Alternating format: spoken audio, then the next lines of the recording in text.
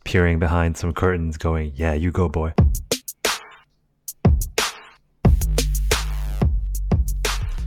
Hello and welcome to episode 98 of the Lazy Couch podcast. We're here to give you what you need to know about technology, the future, and all of the keynotes. My name is Geoff Kim, and I've completely run out of intros. My name is Kelvin Lee, but I could be John Legend. How would we ever know?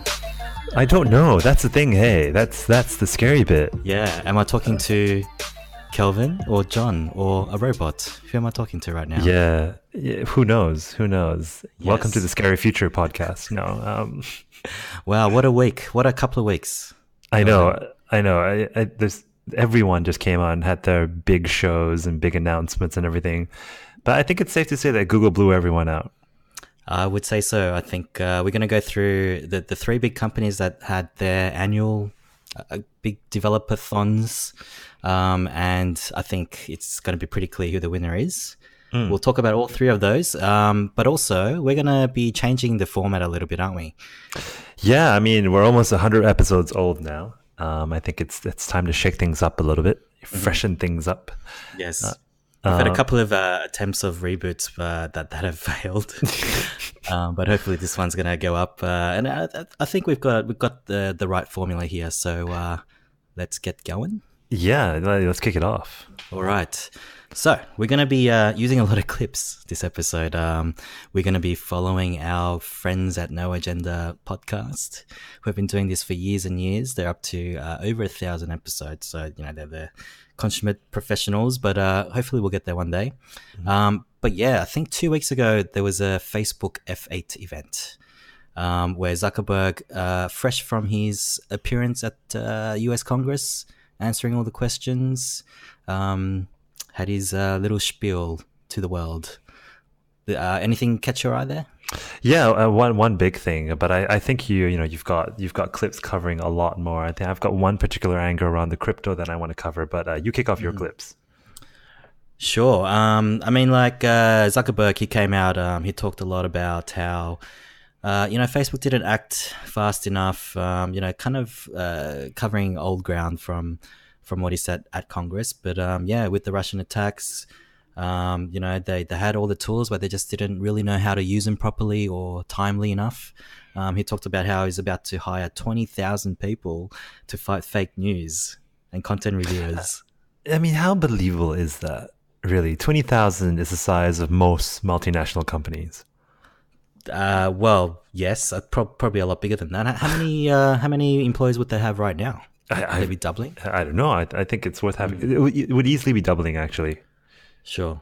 And I mean, we won't sort of cover all the stuff that came out of his appearance at Congress, but one of the things that was asked for was actually clearing the history, and this is what he said.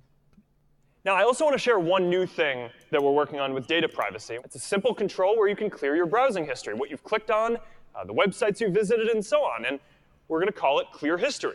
You're going to be able to use this tool to see the information about the apps and websites you've interacted with. You'll be able to clear all this information from your account, and you'll even be able to turn it off, having this information stored with your account going forward. So it's a bit like clearing the cookies in your browser. And I think there was confusion here on the No Agenda show as well. When they said browser, it was the in-app browser, right, on Facebook, not the actual browser. You mean at Congress when the question was asked? Yeah, like you'd be able to wipe all cookie data from the browser. In this case, it would be the in-app browser, I would think, but also within the app as well. Yeah, because the other way to look at it is the cookie that they drop. So Facebook drops a cookie, right, onto your browser, not just the app one. Maybe they can set a much faster expiration date. For it to sort of disappear in a couple of hours, 24 hours, who knows? Yeah. That could be another angle, but I haven't read anything to sort of really, really explain that. Yeah, I mean, he did go on to say that, Facebook won't be as good if you did do that. Because I mean, if you think about it, I try not to clear my browsing history. I only do it for testing, and it does. I do it reluctantly just because, I will lose a lot of those features. So he does have a point, but I mean, I guess the point here is that you got that control now to do it if you wish to do it. Yeah. But how would people know? That's the other thing. You know what I mean? Like, for one, you would have to know what the cookie has on you in order for you to have a real, informed decision to make. Because, like you said, you're losing a lot of features for it. Yeah. So I think it's not so much the cookies on your browsing in the app, but it's more the history. So remember when we downloaded our Facebooks? For the episode that never happened. That's right. So I think that's sort of the information that we're talking about. That's being cleared. So what ads you clicked on, those associations you have with certain groups you browse. That's what I'm sort of guessing, but we'll sort of continue. I think that was sort of the biggest part of the privacy and the security of Zuckerberg's big spiel here. But some of the features that he talked about, let's just go through that. Watch Party. Have you seen this? No. I've got it ready. So this is where you can gather your friends. It could be on your desktop or your app or the iPad app, and hey, people, friends, I've got this video that's cool. Let's go and watch the latest Donald Glover video together and comment about it. So like a live reaction party. Kinda, yeah. That's not a bad idea. Yeah, go ahead. Yeah, I got a clip. Okay, this is Zuckerberg again. So let's start with the Facebook app. We're rolling out something that we call Watch Party, which lets you watch video and chat with your friends. So, let's say that your friend is testifying in Congress. Oh, God. For example, now you're going to be able to bring your friends together and you can laugh together and you can cry together. Some of my friends actually did this. I thought that was pretty funny. I don't know. How would you describe Zuckerberg's sense of humor? His sense of humor, like zero. So it's like, it's like watching me try to, I don't know, bake a cake, right? It's going to look awkward as hell. So that's how I feel when Zuckerberg pulls a joke. He's definitely on the spectrum, right? He's like, he's got some sort of Asperger's or, slightly awkward social cues that he can't pick up on. See, I don't know. Like, to my memory, Steve Jobs never really had to make jokes. You know what I mean? And he sort of, was obviously had a great persona. I don't know why Zuckerberg tries so hard to seem funny. Here's another one. Let me show you this one. I mentioned earlier that we are bringing the AR camera effects platform to Instagram. And we're also bringing this to the Messenger platform as well. Priscilla will be there, and Max will just be like, oh, look, Mama, Dad has a bunny. Or an ogre. All right. Yeah, a bit awkward. Okay there. Okay. Yeah. This was him demonstrating how, the AR camera features is coming onto Messenger app, I think it was. I guess on that, Facebook owns a lot of these services that you probably use every day, including Instagram and WhatsApp and Messenger. Yeah, definitely. For those that didn't know that, hello. It's basically all Facebook. But in Instagram, what's happening? There's a set of new designs coming, at least for the Explore section. Do you use that part at all? It gets me so wrong. You know what I mean? Gets you so wrong. It just I don't know why, but I get a lot of K-pop videos now. Oh, okay. Well, I mean, what are you clicking on there? So I'm guessing it's a mix of what's popular, what my friends are clicking on, and what I'm clicking on. Is that your understanding? I think that's appropriate. Yeah, I guess it's your algorithm, right? It's your sort of, I don't know, not your home feed, but your home page for Instagram, if you wanted to go and explore. So, because like for my cat's Instagram account, it's all cats. No shit. Because I only follow the cats. So I'm following someone who really likes K-pop. Is that safe to say? Or you actually follow a lot of, who are those, Wonder Girls? Oh, do you follow them? No. But I will now. Okay. Anyway, maybe if you do make friends with them, then you can go on a group video chat with them on Instagram and watch the Senate inquiry. Sure. Together, or watch party. Yeah, or watch more K-pop. Here's a cool thing that you can also send your GoPro video directly to IG from some app. I imagine. That's pretty cool. Yeah. That's cool. But that's the Instagram update. WhatsApp. So Jan Koum, apparently he announced that he was leaving a day before this announcement. So that's kind of interesting. What's happening in WhatsApp? WhatsApp also is going to introduce group video chat. It's going to have stickers. Oh, that's Do you like, yeah. you like stickers? I love stickers. Yeah. And here's a pretty cool thing. I think it'll be useful for a lot of people, which is WhatsApp for businesses or business. Like Skype? No, I'm thinking like a business page, you know, like because a lot of businesses actually interact with their customers through WhatsApp. Oh, you mean already. like WeChat? Yeah, I guess so. Yeah, or like a Google Places, like chat environment. That's pretty amazing. That's pretty cool. Yeah. Yes, so I think that's probably the handiest one. Messenger, apparently it's getting a new style and look. It's going to mimic a lot of the iMessage things, sort of look and feel, I think. But that's what's happening with Messenger. You think they'll ever combine Messenger and WhatsApp? I don't know. I think if it was going to happen, it should have happened already, right? Because Yeah. I don't know. It's been going on. Maybe Jan Koum leaving could be a signal for something as well, right? Yeah. Yeah, it's going to be a tough one because I think a lot of people on WhatsApp probably don't have Facebook. Right. Yeah, anyway. Yeah, because Messenger, you need Facebook. They're both cross-platform, and that you can use them on your desktop. Yeah. I mean, yeah, it's interesting. Like, I use both, and it just depends on who I'm talking to or what group I'm talking with. Yeah. Yeah.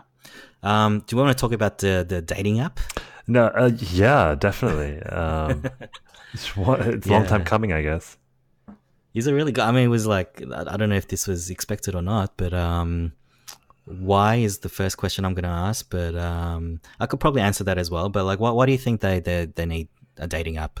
Because they need the masses, right? They need more people to jump on board and use the platform. I mean, they must look at the data and go, look at all these single people and look at all these stalkers on Facebook. Let's give them another opportunity.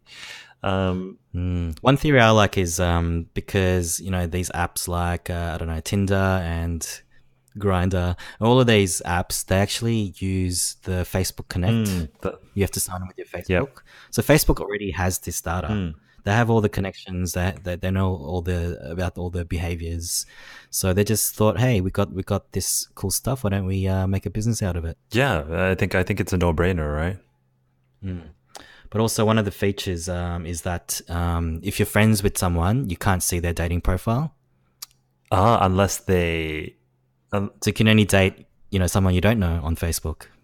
Oh, that's interesting. What if you wanted to? Yeah, like you had a crush on someone, and you can't go there, can you? Yeah. Yeah. That. Oh. So wait. So just imagine this. I run into someone at the pub. I guess I don't know. I've been out of the game for so long. Do you become Facebook friends after meeting someone? So now you can't be Facebook. Well, I mean, these days, like, people would ask for their Instagrams, I think. Really? Yeah, like, who asks for Facebook? Yeah. I've never, yeah. Facebook is like, I don't know, like, when you're leaving work or something. And then, oh, hey, I can be friends with you. Isn't that LinkedIn? Now. Oh, yeah. Well, no, LinkedIn could be, like, while you're still colleagues, right? Got you. Yeah. So Facebook is the new LinkedIn. Got it. Yeah, cool. But what? Not if you wanted to date them after. Anyway, okay, awkward. The next thing is VR. Oculus Go. Oculus Go, which was the product that they announced at last year's Oculus event, whatever that's called. So it's available now. I believe in Australia as well. $299. Retail US. So what does that work out to be here? Plus taxes, blah blah blah. I was 500. Yeah, 500. Come on, jeez. Okay. Apparently, all the participants of F8 got a free Oculus Go. Shut up. You get a go, and you get a go, and you get a go. What else is there? They demoed this really cool way of just taking a standard photo and using AI and machine learning to make it all like virtually. Virtually. Yeah. Well, they make a 3D model out of that single 2D photo. Right. through- I remember there was a camera that could do that. Yeah. Some phone tried to study the light and do some depth sensing and things Yeah, but like it does that. it by just computer vision, right? So like if Yeah. there's a sofa, then obviously it looks like a sofa. Then it probably has that sort of 2 feet of whatever, and it kind of like tries to work it out. I think it probably works if you have 2 photos side by side or something like that. But anyway, like the demo that they did was like it was this sort of pointillism effect. A point of what? Pointillism, like these great impressionist paintings of the French Parisian era, where all the paintings are with points. Oh. Anyway, those, and so you can like take an old photo of your childhood home and you can recreate that. Yes. And then walk around it in your Oculus Go. Why not? Okay, why not? Yeah, what else is there? We haven't been on Oculus for a while, but there's also a watch party on Oculus TV, which makes more sense in my opinion. Yeah. Virtual reality. They've got new Oculus rooms, so I think early in the year we were trying out rooms. We didn't really get It was too far. so but buggy. Yeah, I remember it being so buggy. Yeah, but that's probably like 5 months ago now, and they've got a new version of rooms, so that's how long we haven't been there. They've also made a partnership with Hasbro, so they're going to have a lot of these popular board games like Monopoly and Boggle. Nice. You can play in these rooms. That's perfect. Yes. Yeah, and that's all I got on F8. All right, so I've got a little piece from Cheddar TV channel. Have you heard of that one? I have not. What? Yeah. Is it cheesy? This is why I love our new format. We're not only looking at the content, but we're looking at the people that produce the content. So yes, that's right. believe it or not, I looked into Cheddar. It's started by John Steinberg. Sound familiar to you? Does not. Ex-president of BuzzFeed. Okay. So Cheddar targets millennials by streaming 1 or 2 hours of live content from the New York Stock Exchange. Interesting. So it's a purely millennial only thing. And if you go to their website, there's barely anything except for 1 or 2 videos. It's quite amazing. So here's a clip I have of them talking about the new Facebook cryptocurrency. Get ready for FaceCoin. Cheddar has learned that Facebook is, in fact, exploring the creation of its own cryptocurrency. The social network announced earlier this week that it had formed a new group dedicated to blockchain, which is the underlying technology behind crypto. This group is led by David Marcus, who's Facebook's former VP of Messenger and the ex-president of PayPal. Sources say that Facebook is specifically interested in creating its own digital token, which would allow its more than 2 billion users to facilitate transactions without government-backed currency. And Facebook is also looking at other ways that it could use this core blockchain technology that underpins these popular cryptocurrencies like Bitcoin and Ethereum. Back to you all. What do you think? Wow, FaceCoin, I like the name. I love FaceCoin. I hope it doesn't stick. So it's really on your face. On your face. Maybe that's the one thing that's really lacking right now, right? I mean, the other sort of gap in Facebook's plan to take over the world is finance and money and paying people. So instead of working with the banks or the regulators, start your own currency. Right. So I know that, maybe I sort of heard or read in passing that they've appointed a new head of blockchain technology. Is that right? This is where it's coming from, this piece of news from Cheddar. Yeah, that's right. So it's the ex-head of PayPal, from what I heard. But the other, if you listen to the whole video that we'll put in the show notes, at the moment, crypto is just too slow and too expensive because there are not enough people taking the damn things. So with a big player like Facebook, I'm confident that might actually change. So are they looking at this to fund the company, or is it some sort of consumer product that can turn it into? It's not clear, but it looks like it's for transactional purposes. So between Facebook users, if you live in, Singapore and I'm in, Australia, why should we have, the need for intermediaries to do all that, messy currency exchange BS when, I can just FaceCoin you? Right. Yeah.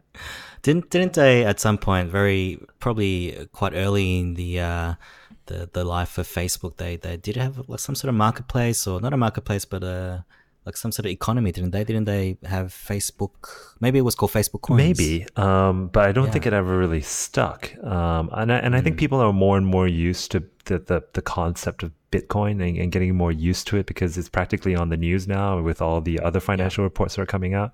So hell, they got the money, and practically who isn't looking at cryptocurrency? So go for it. So I have another theory, Kelvin. I think they might be doing this to fund the presidential race. Wow. Presidential. You've got to warn me before you drop theories like that. Because I'm going to play a clip here. Because just can you just try to work out who this reminds you of? I'm going to play. Okay. Right now. Here we go. I want to start by talking about keeping people safe, and then we're going to discuss all the things we're doing to keep building services to help us connect in meaningful new ways. And I want to start today by talking about protecting something that is really incredibly important to all of us, and that is the integrity of our elections. Any thoughts there? Did he sound like someone, possibly a former president? Starts with O. Oh, ends with A. Obama. Yeah, and as pre-show, that particular clip, it was almost like he was holding his breath. I think that's Obama style, though. Like I think he's definitely like whoever is teaching him stuff like this. I think, and also by doing that, it sort of tells the audience, like makes that little link, right? Oh, okay. I can see he's like in a suit. Actually, we've already seen that. So I think he's definitely getting some coaching. I just had this like vision Obama. of Obama just peering behind some curtains, going, "Yeah, you go, boy." But you're right. The pacing is identical. The breathing is identical. The upsell, the nuances in the voice is identical. They could be, BFFs. Especially when he's talking about the integrity of elections. Okay, shall we move on from Facebook, Kelvin? Yeah. All right. What is next? I think next was Microsoft. Yes. Microsoft, the Build conference. Yes. Now, Microsoft, we like Microsoft, don't we? Like we want to, like, we're sort of fanboys of Microsoft, especially in the last couple of years. We liked what they've produced in the consumer landscape. Yeah, definitely. And I think you think about it, like we use Microsoft every day. Practically. In 2018, what the hell has happened?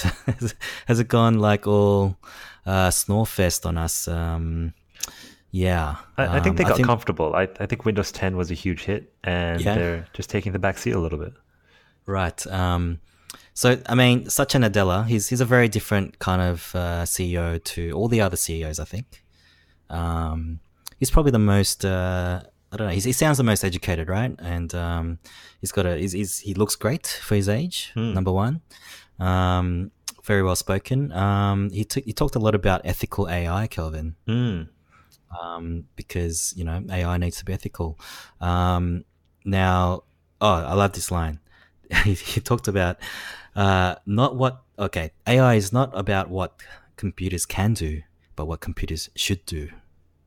Ooh. Yes. They've also formed an ethics board at Microsoft, about time, Microsoft. And he said privacy is a human right. Wow. So all of these things are things it's a bit of a jab at Facebook, possibly upcoming to Google as well. But this is how he started out. Wow. Big one. The rest of his keynote was the most boring thing I've ever seen. Even the supercut was boring, Kelvin. I know, like that was the thing. I think we were having a chat just before the show. I was like, "Hey, do you have any clips?" Because even watching the supercut, I was like, "Oh God." I know, like our audience is probably, I would say medium level knowledgeable on technology. Hope so, anyway. But we're probably not going to talk about Azure, are we? No, except for that one guy. Oh, okay, a bit later on. Okay.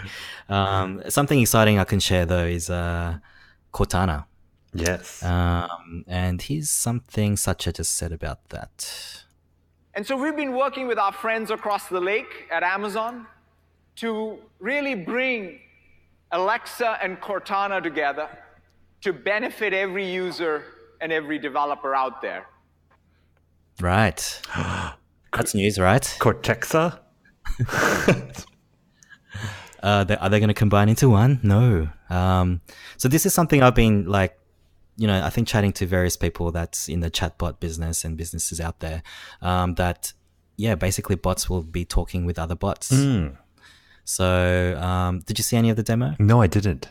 Right. So basically you ask Cortana to bring up Alexa, and you ask Alexa to bring up Cortana, depending on your situation. What would that situation be exactly? Well, okay. I didn't clip the demo, but this one was particularly around ordering a Uber, I think it was. So you're on your Windows 10 PC and you're just getting ready to go out. So you would say, "Hey, Cortana, can you bring up Alexa?" or something like that. And then Alexa say, "Hey, how you doing?" And then because Cortana can't order an Uber, you have to ask Alexa to do it. What the hell? Is it so? Wait, so as Uber, for example, it's better for me so I don't have to put my app in the Windows store? Is that? Oh, okay. You think they've made the choice of blocking Microsoft? No, in the sense that Microsoft just doesn't care anymore because no one's developing for their platform. I think Cortana's like just a Windows 10 thing. I suppose you can interact with other companies, but like I thought Cortana was just more for it's like a the Clippy, like it only does stuff on your Windows machine. Clippy. You can download Cortana for iOS, but I don't know why you would. Okay. It is definitely very well integrated into your Outlook and things like that. But you're right. I'm just trying to think of, okay, so Alexa, but what would Alexa tap into? By doing this, Alexa can now, get inside your Windows 10 machine as well. So I think that's I get it. I'm starting to picture it now. So, for example, hey Cortana, tell Alexa to buy some toilet rolls. Stuff like that. Interesting. Well, that's cool. That's cool. And this is hang on. What is this? I'm just going to play this and let's talk about it. Your Uber driver, Sarah, is arriving. Look for a Toyota Camry. What else can I help you with? What do you think about Cortana? I like Cortana. We both have experience with light rings, although hers is more of a halo. Is there anything else? Did you get that? No, not really. I'm trying really hard. Cortana, character from Halo? No? Okay. Oh God. Good, okay. I thought that was a good one. No, that was good. Totally over my head. All right, so that's the Cortana Alexa part. The other thing that I kind of got out of this was the meetings. We love meetings, don't we, Kelvin? Hey, like I love cheese. Like this is what Microsoft thinks a meeting might sound like in an everyday situation. You want to hear that? Let's do it. Yep. Dave, what's the latest with the smart building pilot? I've already done some preliminary analysis on the data, and I'm finding some high temperature outliers. We should discuss it later in the meeting. Okay, sounds great. Okay, that's good to know. I'll follow up with my team and post an update to the channel after the meeting. And I'll follow up and send Yanzi an email about those showcase sensors. Okay, that sounds great. Yep. Can you, I don't know, does that sort of resonate with you, all the meetings that you go to every day? Yes, especially when we talk about the weather. I wish all meetings sort of ran that smoothly. But the good thing about this is that this feature, so I guess it's like some sort of hot mic in the room. It's going to record your meeting. It's going to have a transcript of the meeting. It's going to know who's talking.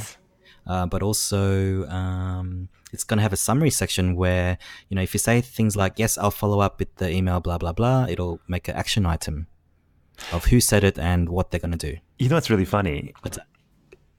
All meetings would sound the same now. You know what I mean? Like, we're like, hey man, like I'm gonna shoot you that email, or I'm gonna send you that email. Soon, all meetings will have to be quiet because the language you use has to be picked up by the AI, right? I mean, sure, it'll learn over time, but everything will be, yes, Geoff, can you please send me that user story so the damn AI can pick it up and put it in my Outlook? Right. Yeah. Like, But, okay. So say if the dictation kind of worked. Okay. Yeah. I think it'll be pretty useful. I think it'll be amazing, but if it's any good as Google's technology, which we'll talk about in a sec, then hell yes. Okay. My next bit is about Joe Belfiore. Do you have anything about him? Wait, is he the guy that we spoke about with the hair? Guy with the hair.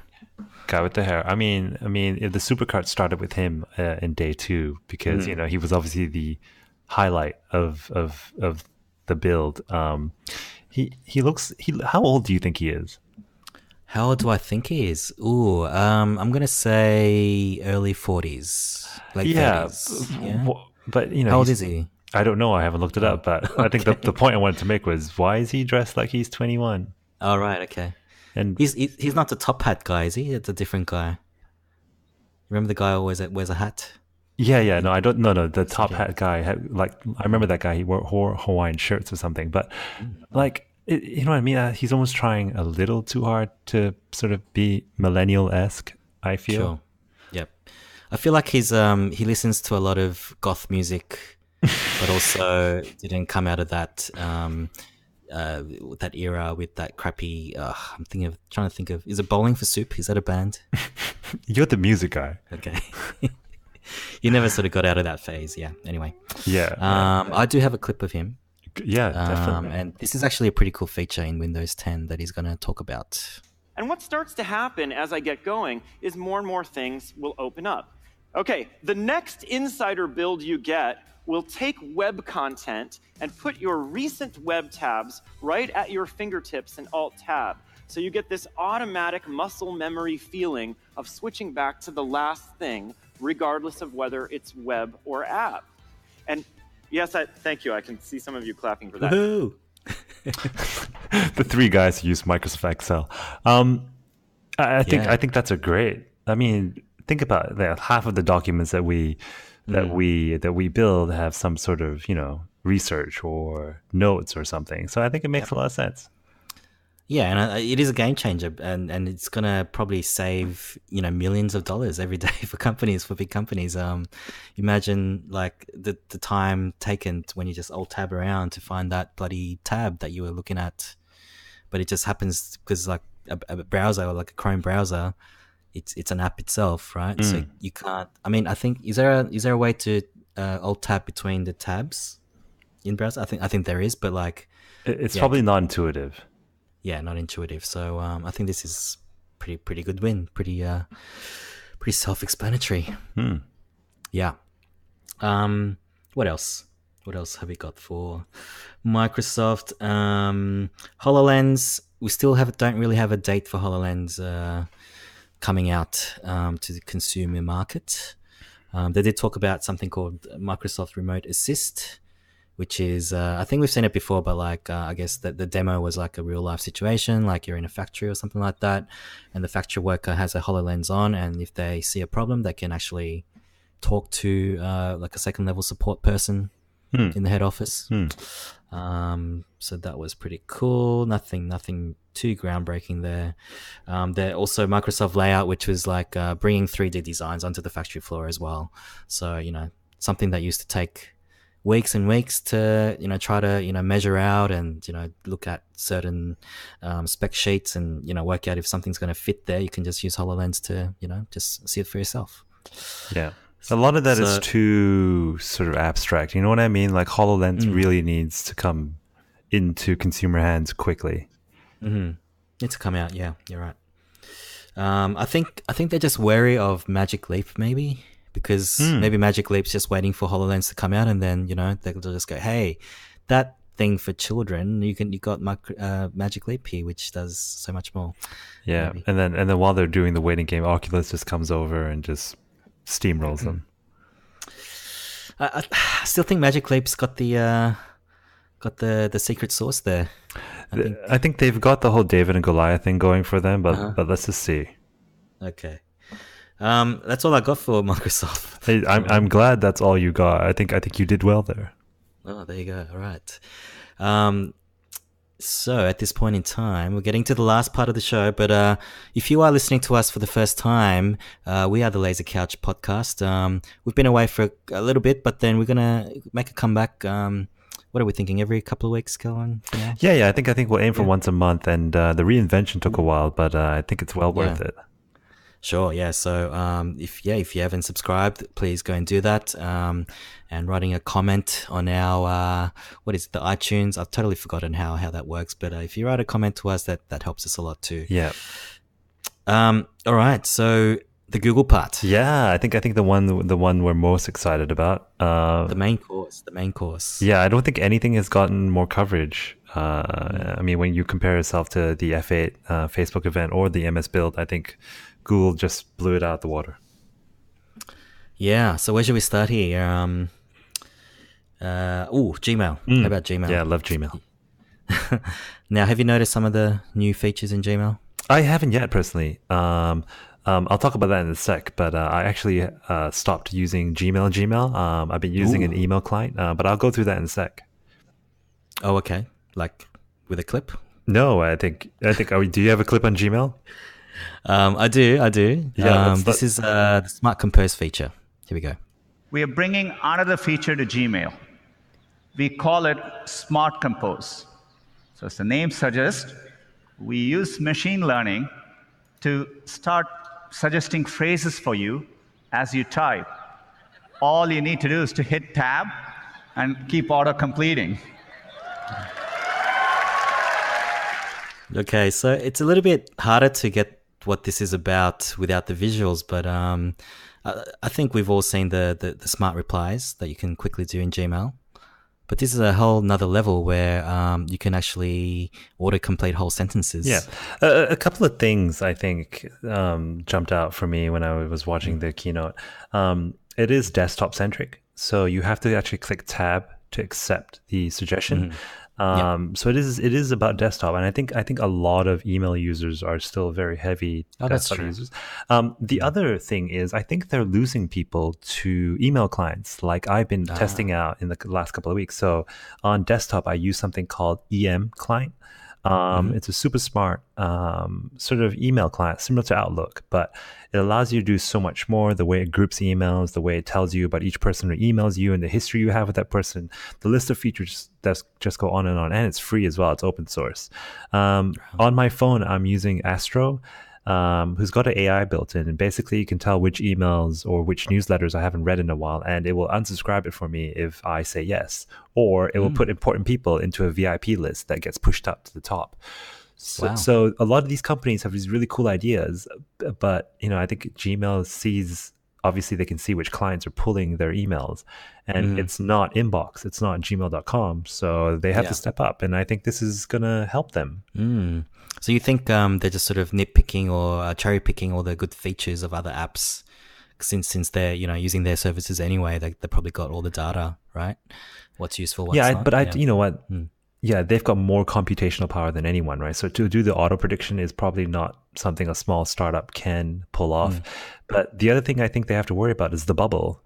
All the emails will start looking the same, just like all the goddamn meetings that are going to be recorded. Because, hey, Geoff, want to watch a autocomplete movie?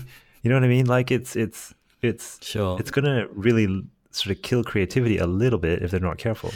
Creative emails? I don't know about that. Well, I mean, are we at the age where we're not really, writing a letter here? Like you don't really have to be creative. You just sort of get the info out there. You may be like even talking to a robot, like who cares as long as it's understood by the other side.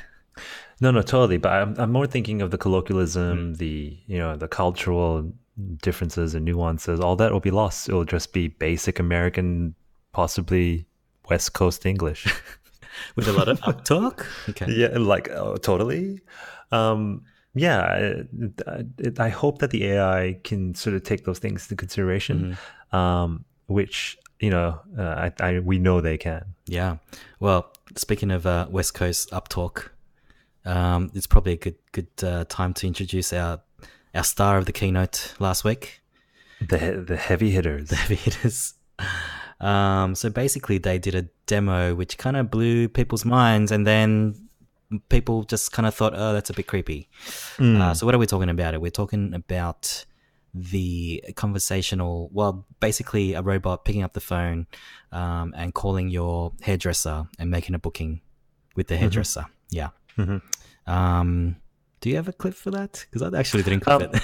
No. I think the reason why I didn't clip it was because I think everyone's seen it. Yeah. I do have a clip I want to share from CNET. Okay. That takes a really good angle. So, like you said, there were two examples. One was the hairdresser, which is very straightforward.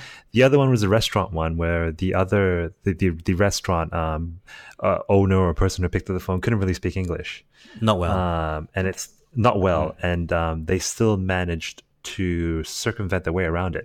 I think one of the most shocking or creepy things about Duplex, which is what Google is calling this technology, is it knows how to match the tone of the conversation to appear as human as possible.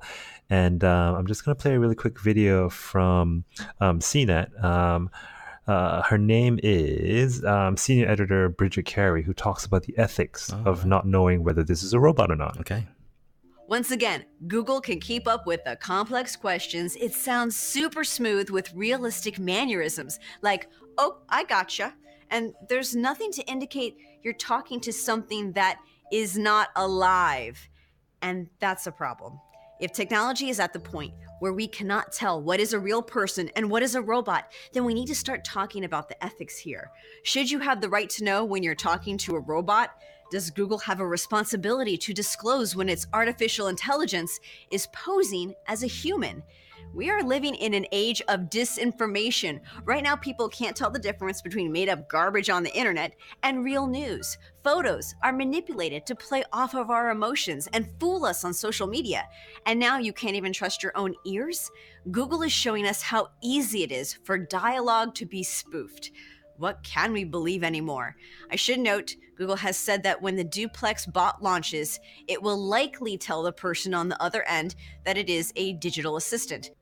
So I'm just going to leave it there, but they're all very good questions. The Duplex bot. Yeah. So I don't know if that'll make a difference. I don't know if, hey, Geoff, I'd like to book a haircut. By the way, I'm not real. Yeah, well, I mean, like, if you still need to use the phone to, you know, make a booking for your business, doesn't that show a certain level of, you know, like, well, yeah, forget about it. I'm not going to talk to a robot sort of thing, you know? That's how I feel anyway. I think, yeah, like if it was like a more, like you and me, we would totally talk to a robot, wouldn't we? Yeah, totally. I think it'd be funny. We would record that conversation and play it on the podcast, of course. But I just feel like the audience for this particular scenario, like the hairdressers, hair salons, and you know, like an old Greek family that has a restaurant for, you know, the last 50 years. The poor grandma has to pick up the phone and, you know, try to talk to her AI. Yeah, and I think that will confuse them even more if you know the first start of call is. It'll be like a collect call, right? Like, do you wish to pick up a call from? But they have to find a way to somehow do this. And I mean, I'm not smart enough to figure out what that is going to be like. Yeah. But the other part of this really long video, I'm going to play the end of it, is what if the technology fell into the wrong hands? So let's have a listen. Increasingly harder to tell what is real. Google may be proud of how humans can't tell when they are talking to a machine, but while Google was celebrating, did anyone stop to think what it means for society? Before making technology, is anyone asking questions of if we should make it? Because if Google or another company uses this without transparency, then we'll be the ones left asking a question every time we pick up the phone. Hi, are you alive? And if the voice on the other end stumbles before they answer, you still may not know. So yeah, I think that's a really good point. I'm on the other side of the fence here. I think she's sort of inducing a bit of techno panic here, because it's actually nothing new. Like, telemarketers have been doing this for probably a decade, right? Using like an answering machine to talk to people. Like, they don't disclose, hey, I'm a machine here, but like, will you still like to hear about the knife set that we've got, or like that's been happening. Probably not as much in Australia. Sorry, that was my bad. Jump the clip. Ooh, I think that was Skynet. How about the technology though? Because that's probably the coolest part. I think that's what got all the wows at the keynote. Yeah, and I mean, this is not obviously an overnight thing, right? I mean, they've been doing this for so many years now. And they're getting it to where it's going to be. I remember I went to an Adobe conference here in Sydney 2 or 3 years ago, and Adobe had built a similar tool to Audacity where you could edit audio clips. But the fascinating thing was it could mimic another person's voice to. Yeah, I think I was there. Yeah, we were there, right? To like 99% accuracy, whatever it was. So yeah, I think the point is it's going to happen. Like people have to deal with it, whether they like it or not. It's sort of beyond ethical thinking here because people are more than willing to talk to robots online, like a chatbot. They're more than willing to do that, even if they do know it's a robot, right? So I think it's just the next level, and I mean, really, if you're still relying on phone calls, then I think you have to move on anyway. We've all heard the two examples, right? The two phone calls from the keynote, but there was a blog post from I think it's called Google AI. There you go, the Google AI blog. They've got a very in-depth article on how some of this works. At the core of Duplex is a recurrent neural network designed to cope with these challenges, built using TensorFlow extended processing unit. Is that what the TPUs are? I think you're right. Yeah, okay. I'm going to play here a slight clip where the Duplex is elaborating on something. Let's listen to this. Hi, I would like to reserve a table for May 25th. Sorry, what day? For Friday, May 25th. Yeah, so did you hear what she did? No, what was I meant to pick up? The first one, the girl's voice was the robot. So she was trying to reserve something for the 25th of May. Yeah. And then the guy on the other line said, what date was that? And then she elaborated by saying, no, Friday, the 25th of May. Interesting. She took on the information and redid her first sentence. So she's processing all this on the fly. Mm-hmm. Yep. That's scary stuff. Scary stuff. That's what our brains do. So this is all AI is nothing more than what? Us. No, I think I was going to say, well, AI to me, AI doesn't exist yet. We don't have like actual artificial intelligence. It's just a network of interconnected things that make certain connections and make patterns of speech and vision and all sorts of stuff. So to me, AI is a marketing term. Like I think all three keynotes basically talked about AI every day, every minute, and machine learning. But because I think when people sort of saw the demo, they thought, okay, AI is real now. The Turing test has been busted. Do you know about the Turing test, by the way? Yeah. Yeah. I think just putting on our producer hat here, this is probably two of the usable use cases they had. There must have been thousands of ones that didn't work out. Oh, yeah, of course, yeah. Like, you're creeping me up, man. They go, cannot compute, hang up. Yeah. It goes bzz, bzz, bzz, cannot, bzz. So you're right. You're absolutely right. I think everyone's panicking a little bit on the ethics side. Yeah. And we're nowhere close to where we need to be. So the focus with Google these days is on voice. Would you agree, Kelvin? Yeah, totally. So I think that's a problem for Google, and I'm going to get Adam Curry to explain why that might be. The podfather. Google has an incredible problem with voice. This is why they want people engaged on the phones, keep on the phone, keep on a device. They really don't want people searching things through voice because they have no way to send back an ad. Will it only give you things that are favored by Google? I mean, they're going to run into some problems, but the main one, they literally have no search inventory on voice search. I don't think anyone's really looking at that. Yep, no one except for the podfather himself. That's right. I totally agree with this. I don't know where they're going to go. Like, the ad business is pretty much the bread and butter, right? Like, 80% of this revenue is is from ads. Yeah. totally. I totally agree with you. I think this is the whole Google Plus problem back again. People started going into Facebook and searching for things and watching videos, and they have no access to any of that. So they tried Google Plus, and obviously that didn't work out as planned. But they can't afford to sort of miss this game. Thankfully, they have an assistant that is probably the most mature one out there. But they So need the to find assistant's a way around gonna, that. so the assistant's gonna like feed you ads. Is that what's gonna happen? I subliminally maybe at 25 hertz. I don't know.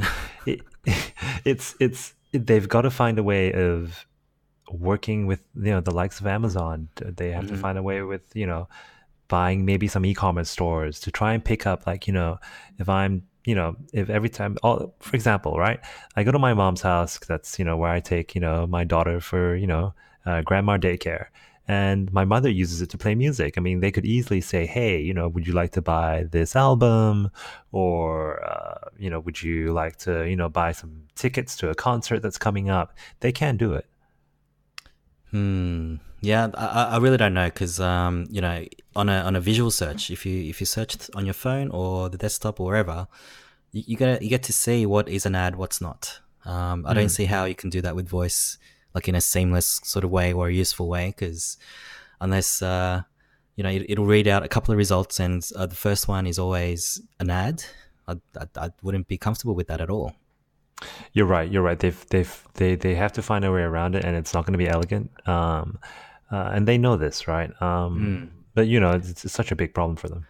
I think they are sort of getting into small devices, iPad-like devices where it is voice activated. That's sort of the UI, but the result is visual. Know what I mean? So I think that sort of gets around it, but. If everything is to have a microphone all around us in the future, and the computer talks back to you with a voice, I just don't know how they're going to serve ads.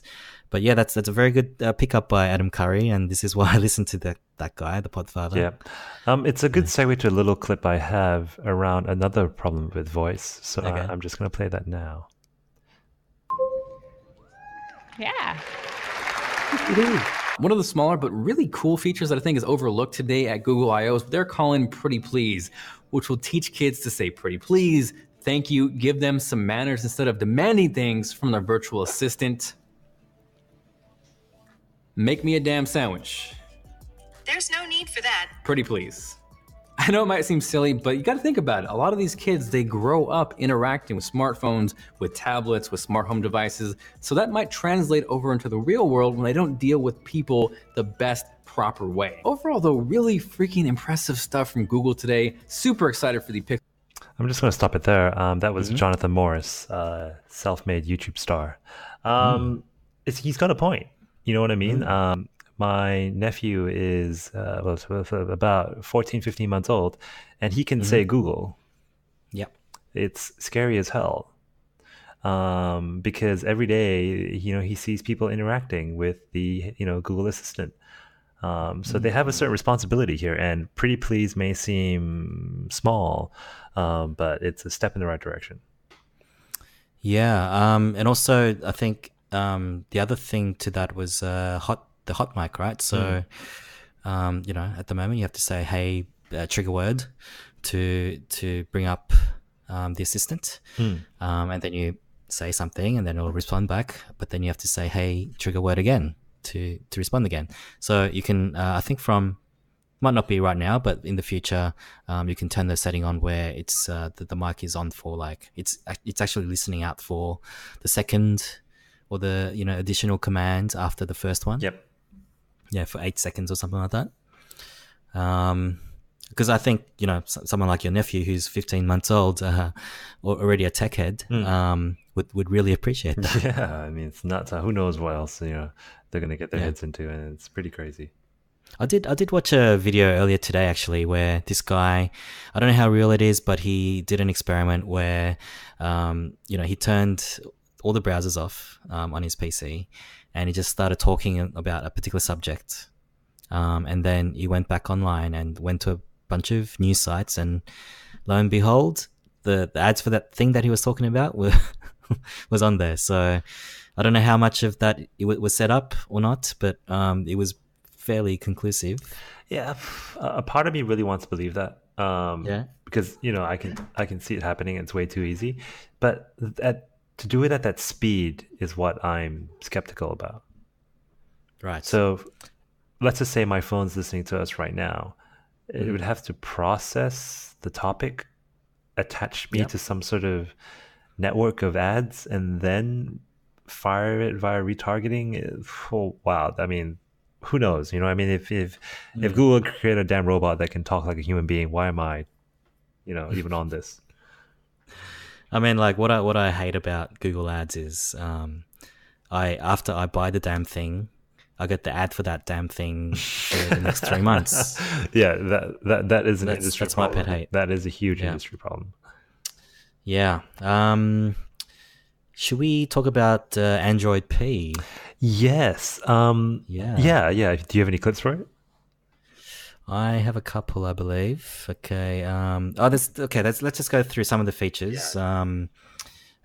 Actually, do you have an Android phone at the moment? I have a Nexus 5 that I don't use anymore, and I don't think it's going to get the P beta unless I do some very funky ROM editing.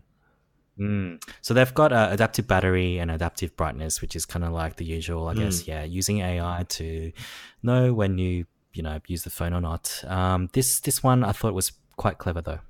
With Android P, we're going beyond simply predicting the next app to launch to predicting the next action you want to take. We call this feature App Actions. So let's take a look at how it works. At the top of the launcher, you can see two actions. One to call my sister Fiona, and another for my evening run. So what's happening here is that the actions are being predicted based on my usage patterns. The phone is adapting to me and trying to help me get to my next task more quickly. Yeah, App Actions.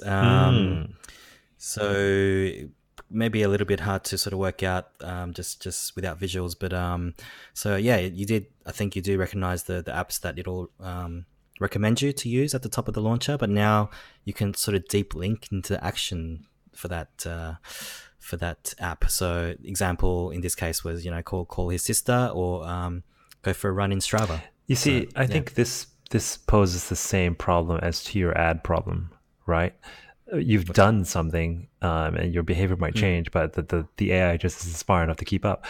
This isn't new, by the way. I remember when I was still an Android user, there were plenty of launchers out there that would do things like it will detect that I via Wi-Fi I've connected to a work Wi-Fi, and it would change the order of my apps to all the ones I use at work.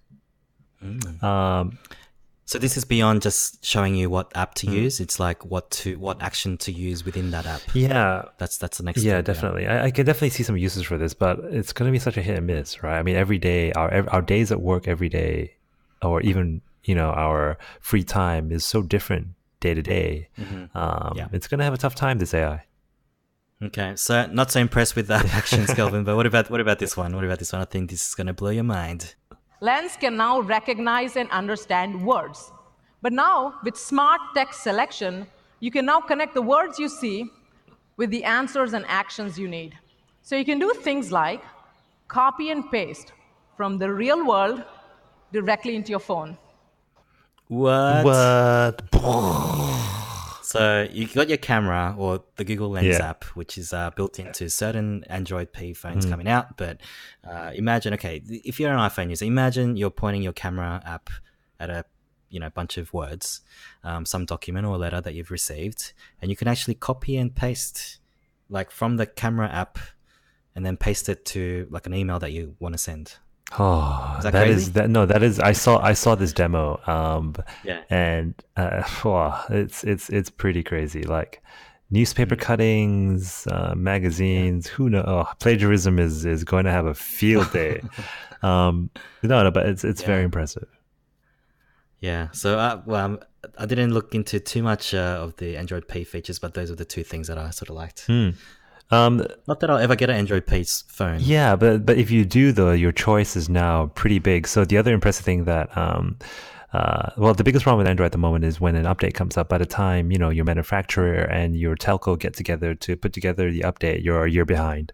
But on this Android P beta update, because of the way it's built on an Android Oreo, the previous version, there are a couple of other manufacturers on board on day one. So there's Nokia, there's Xiaomi, they're all on board. There's a K1 missing though. There's a K manufacturer Samsung. missing. Yeah, that's not going to happen anytime soon though. I think, oh man, Samsung, please listen to your users. Listen to your users. They need this. I mean, it's disappointing, but they'll get there. I think with Android P, they'll get there. It's the biggest downfall for Android, like because like most Android users are on Samsung. Like that's just fact of life, right?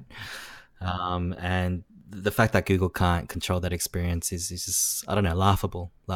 Yeah, and I just want to quickly say that about adaptive screen and adaptive battery. It's almost like, Google's trying to say, hey, look, we figured out these little niggly things that have been niggling Android users for eons now, right? But it's something that a user shouldn't have to think about. I'm not on my iPhone going, I wonder if it's, if the AI is doing the battery okay. But you know what? It is making Android a lot more. It's a safer bet now than previous to Oreo. As long as it's not a Samsung. As long as you don't buy a Samsung. That's right. That's right. There were a couple other features that I'm sort of remembering is the shush feature or the gesture. Yes. Where yes. You put your phone, screen down, and you don't get alerted at all, which kind of crazy, but that's a thing. What was the other one? I think you can set it up so that at a certain time every night or on a weeknight, it'll turn your screen black and white. Yeah, I kind of like that feature. They've also got I don't know what they called it, but they watch how you use your phone. So how many apps you use. They, as in like there's... Well, who are they? Like users. So for example, you can set I only want to use Facebook 45 minutes a day. A little timer goes off when you're close to that limit, which I found kind of cool. It's all about digital health or something. They call it digital well-being. Digital well-being. That's right. So yeah, I think that is pretty cool.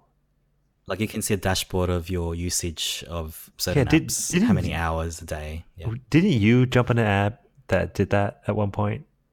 Oh, like back when I was on Android? Yeah, I think you did something quite similar, but I don't remember now. For me, I've got one final clip. I can't decide whether to play. It's back on the whole Google Duplex story. Do you have anything else on Android P? No, I'm good for now. But I think I know which one you're going to play because I've got it as well. What? Wait, is it the Funny or Die one? Yeah. Should we leave that as an outro? We should, but before we do that, I just want to quickly say, at first I thought it was funny, and then I realized how likely that scenario is. Yes, that's why it's funny. I know, it's creepily funny. It's not ha-ha funny, but it's, oh my god, that could actually happen funny and happen fast as well. So on that note,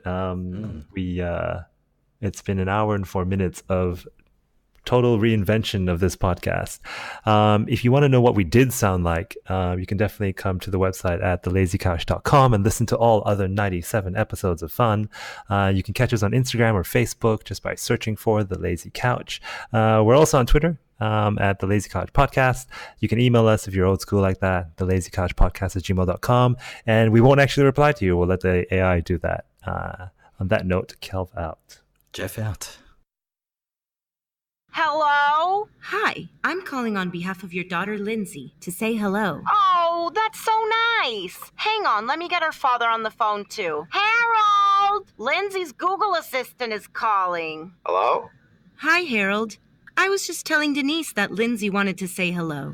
Oh, that's great. How is she? She's doing very well. She recently ordered 2 cookbooks and spent 60% of her average on food delivery service last month. Oh, see, Harold? I told you she'd start cooking if we just keep telling her how easy it can be. A sentiment analysis of her recent messages and social posts shows she's grateful for your guidance. Hey, is she still seeing that Sam? Is it Sam or Stan? I think it's Dan. Sam is her boss. Stan is her therapist. Dan is your coworker, Denise. Oh, yeah, that's right. She's still dating Corey. Corey! She travels to his home most nights and weekends, and they frequently text while apart. Is there a picture of this Corey character we can see? There are many photos, but none of his face, unfortunately. I'll see a dick pic if that's all you got.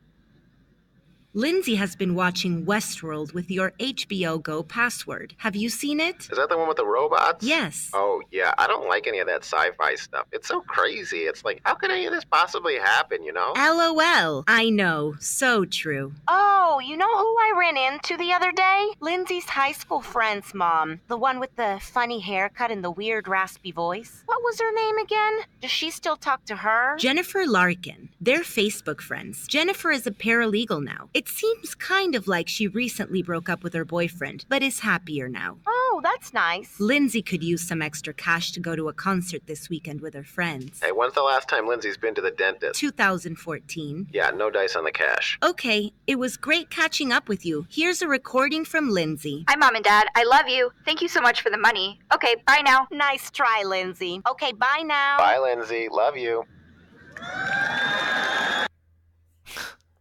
They tried to splice it into the the whole Google I/O thing. It was funny enough.